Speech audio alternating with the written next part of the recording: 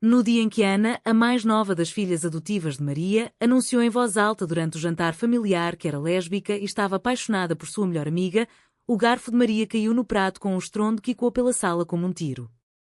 A família inteira congelou, os olhos de todos virados para Ana, mas foi Maria quem sentiu o mundo desabar ao seu redor, pois aquele momento desenterrava o segredo que ela havia enterrado por décadas em seu próprio peito. Em vez de reagir com raiva ou negação, Maria desmaiou ali mesmo, caindo da cadeira para o chão frio da cozinha lisboeta, deixando as filhas em pânico e o jantar transformado em caos. Maria acordou horas depois no Hospital de Santa Maria, com o cheiro de desinfetante invadindo suas narinas e o bip constante de um monitor ao lado. Sofia, a mais velha, segurava sua mão, os olhos vermelhos de tanto chorar. Mãe, o que aconteceu? Foi por causa do que Ana disse? Perguntou Sofia, a voz tremendo.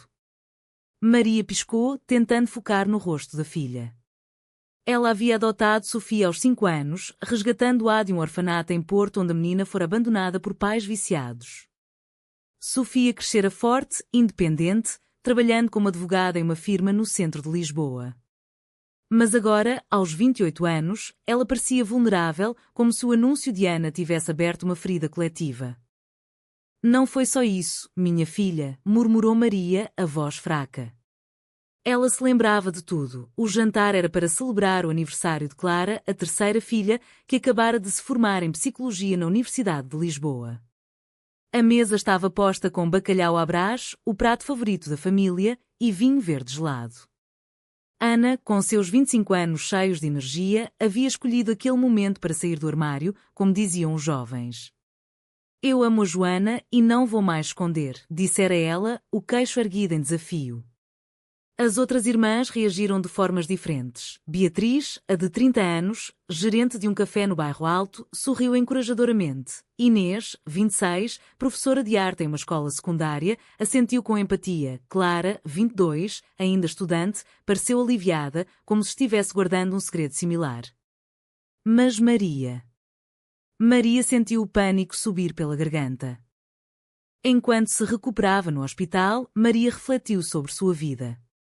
Aos 52 anos, ela era vista como a matriarca perfeita, viúva há 10 anos, após a morte de seu marido num acidente de carro, dedicara-se integralmente às filhas adotivas. Elas vinham de backgrounds diversos, Ana de uma família cigana marginalizada, Clara de imigrantes africanos, Beatriz de uma mãe solteira em dificuldades, mas Maria as unira em uma casa acolhedora no bairro de Alfama, com vistas para o Tejo.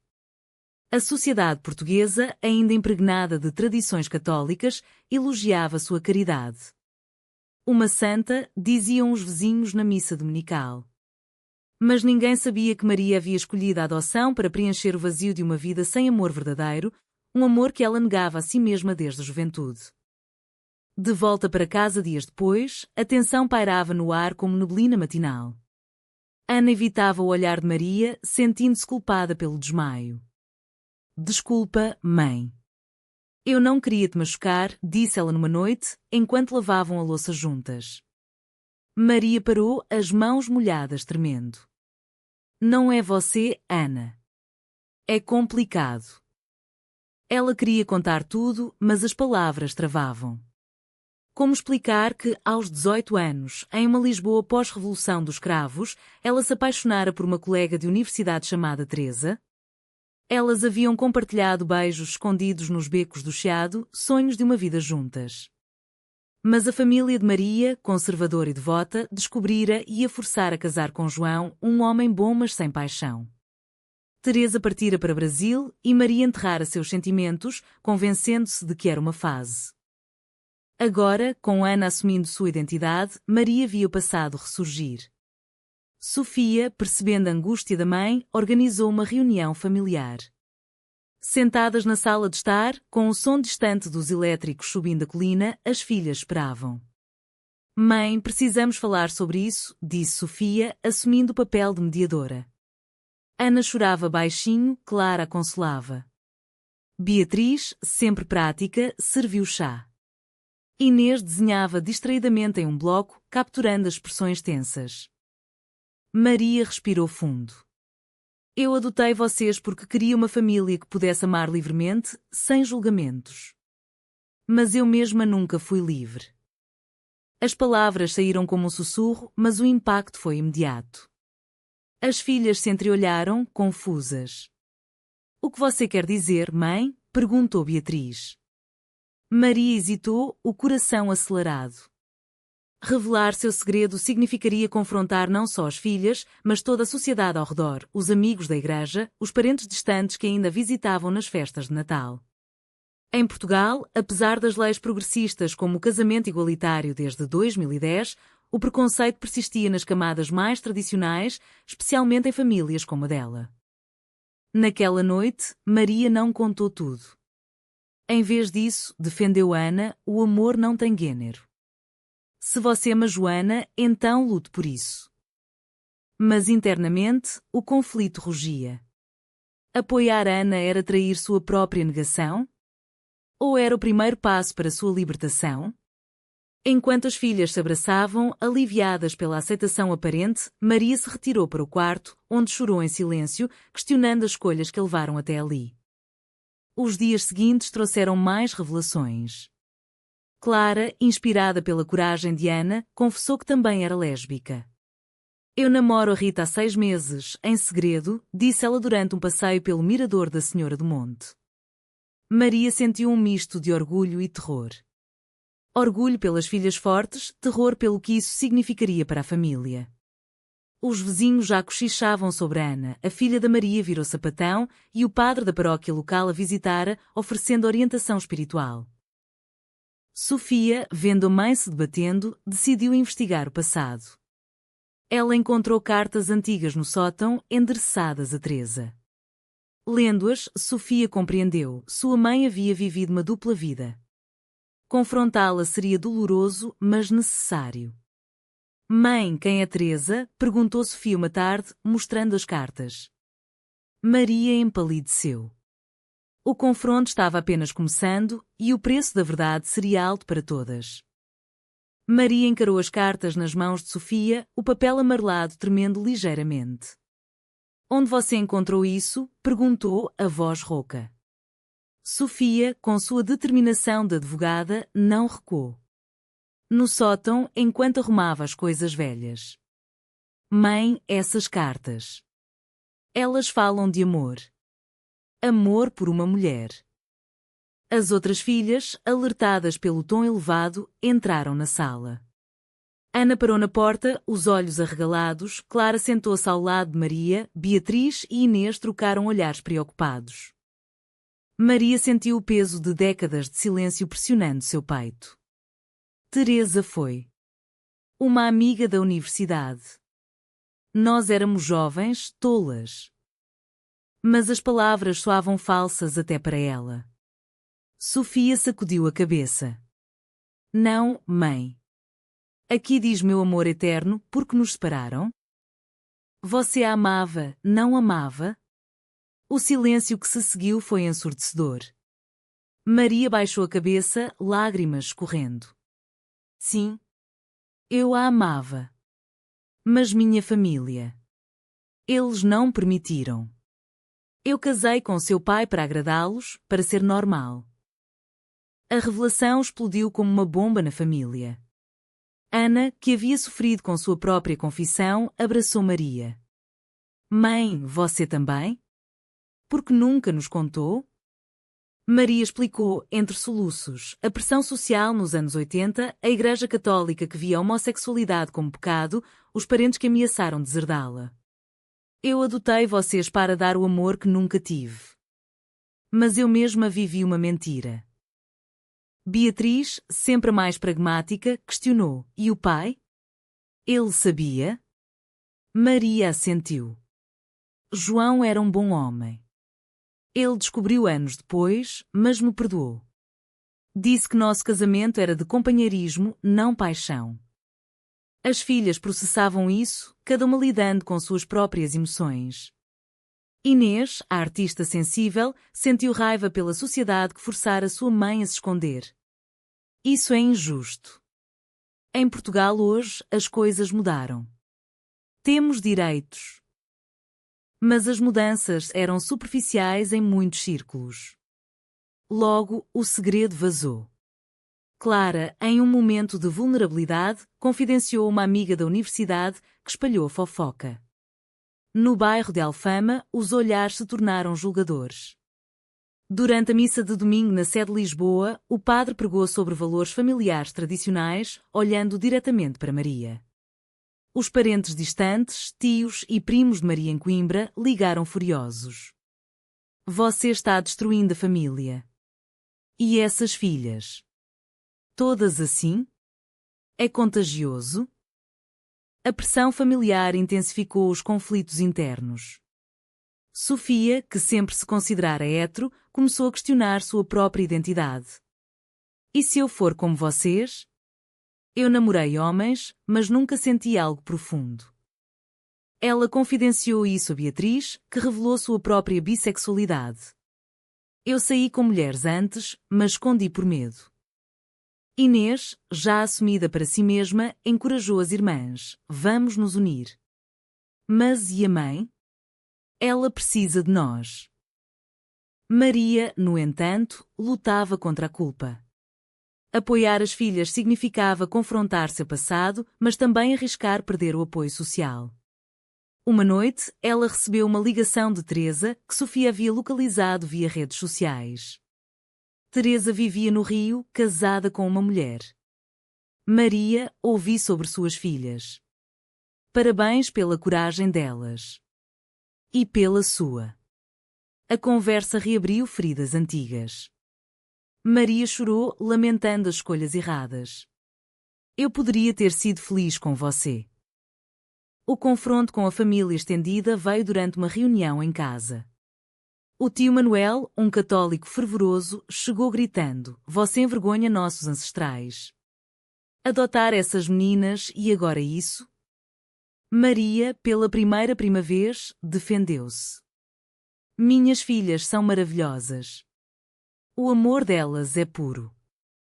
Mas Manuel ameaçou cortar laços, levando primos consigo. As filhas viram a mãe se quebrar, mas também se fortalecer. Ana, sentindo-se responsável pelo caos, considerou romper com Joana para consertar as coisas.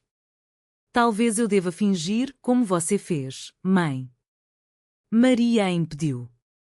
Não. O preço da mentira é alto demais. Eu paguei com minha felicidade. Esse momento marcou uma virada. Maria decidiu-se assumir publicamente, participando de uma marcha LGBT em Lisboa. Mas o custo veio rápido, amigos a abandonaram e o trabalho voluntário na igreja foi revogado. Clara, em meio ao turbilhão, enfrentou seu próprio drama. Rita, sua namorada, veio de uma família muçulmana imigrante e o relacionamento delas gerou ameaças. Meus pais vão me deserdar, disse Rita. Clara teve que escolher, persistir ou recuar? Ela optou por lutar, inspirada pela mãe. Enquanto a família se unia, traições surgiram. Beatriz, pressionada financeiramente, aceitou um empréstimo de um tio conservador em troca de influenciar as irmãs a mudarem. Quando descoberto, o ato partiu o coração de todas. Eu traí vocês por dinheiro, confessou Beatriz, chorando. O perdão veio, mas com cicatrizes. Maria, vendo as filhas sofrerem, questionou se sua adoção havia sido egoísta. Eu as criei para serem livres, mas o mundo não é. No entanto, a união delas a fortalecia. O alto trão estava se aproximando, com mais revelações à vista. A Marcha do Orgulho LGBT em Lisboa foi o ponto de virada para Maria. Vestida com uma camiseta arco-íris, ela caminhou ao lado das filhas pelas ruas do Príncipe Real, o sol de junho batendo forte nos pavimentos de calçada portuguesa. Milhares gritavam slogans de liberdade, mas para Maria, cada passo era uma batalha interna. Eu estou aqui por vocês, disse ela a Ana e Clara, que seguravam bandeiras. Mas no fundo, era por si mesma uma redenção tardia. A mídia capturou o momento. Uma foto de Maria e suas filhas viralizou nas redes sociais. A mãe que adotou 5 lésbicas, inspiração ou controvérsia, lia-se nos títulos. Os comentários variavam de apoio ao ódio. Heroína, diziam alguns, pecadora, gritavam outros. Em casa, as repercussões foram imediatas. O café de Beatriz perdeu clientes conservadores e Inês enfrentou pais de alunos questionando sua influência na escola. Sofia, como advogada, lidou com as questões legais. Podemos processar por difamação se piorar, disse ela. Mas o dano emocional era maior. Maria recebeu cartas anônimas: volte para o armário, velha. Ela as queimou, mas o medo persistia. Uma noite, vândalos picharam sapatão na porta da casa. As filhas limparam, mas Maria sentiu o peso da sociedade portuguesa, onde o progresso colidia com tradições arraigadas. Inês, a mais criativa, canalizou a dor em arte. Ela pintou um mural na parede do quintal, 5 mulheres de mãos dadas, simbolizando a família. Isso é nossa força, disse. Mas internamente, Inês lutava com sua própria identidade. Ela havia-se apaixonado por uma colega professora, mas o medo de rejeição a paralisava. E se ela for como os outros, confidenciou a Clara. O conflito moral se aprofundou quando Teresa chegou a Lisboa. Convidado por Sofia, ela apareceu na porta, os cabelos grisalhos e o sorriso familiar. Maria, depois de tantos anos. Elas se abraçaram e as filhas observaram, fascinadas. Teresa contou sua história: vida no Brasil, casamento com uma mulher, filhos adotivos. Eu escapei, você ficou. Por quê? Maria respondeu: pelo dever. Pela família. A visita reacendeu sentimentos antigos. Maria e Teresa passearam pelo castelo de São Jorge, relembrando o passado. Eu poderia ter ido com você, admitiu Maria. Mas Teresa a confrontou: você escolheu o medo. Agora, veja suas filhas, elas pagam o preço da sua covardia? As palavras doeram, forçando Maria a refletir sobre suas escolhas. Apoiar as filhas era suficiente, ou ela precisava viver sua verdade?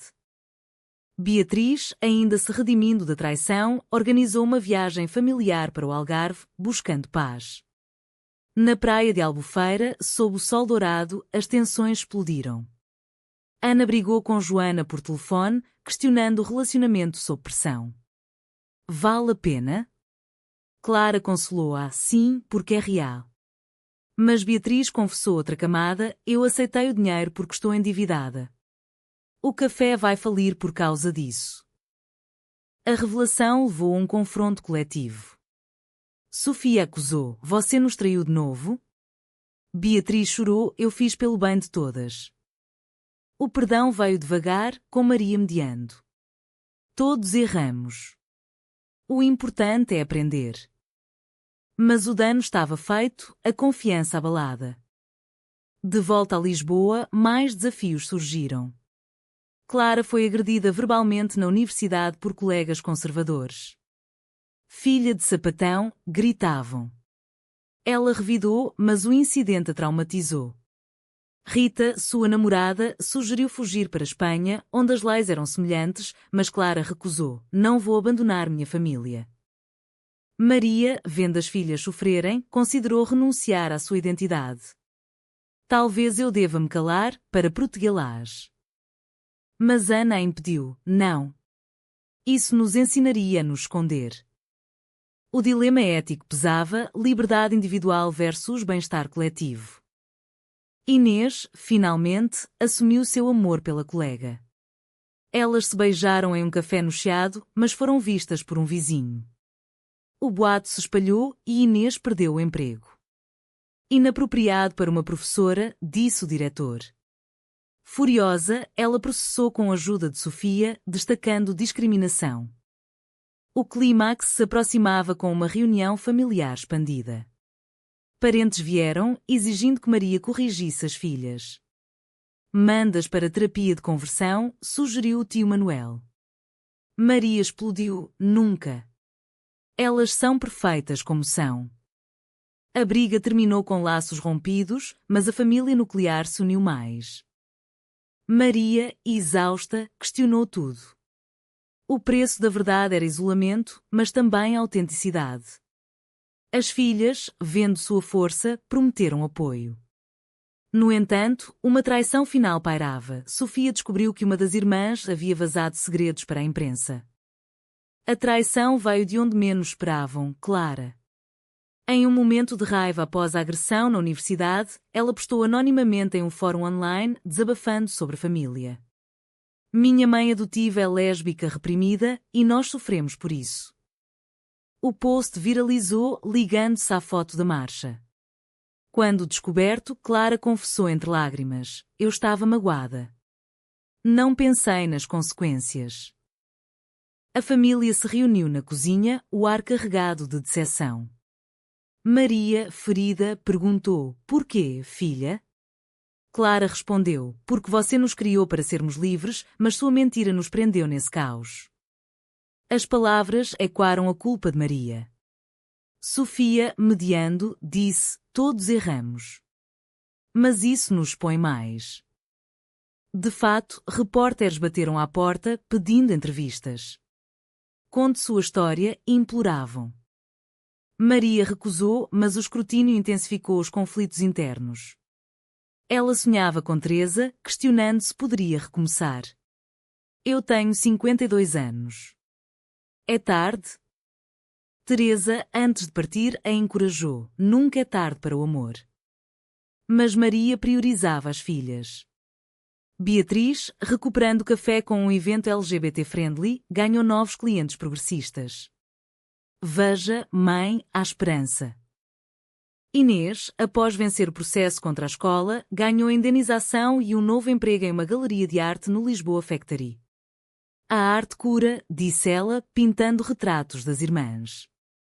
Ana e Joana oficializaram o namoro, ignorando olhares.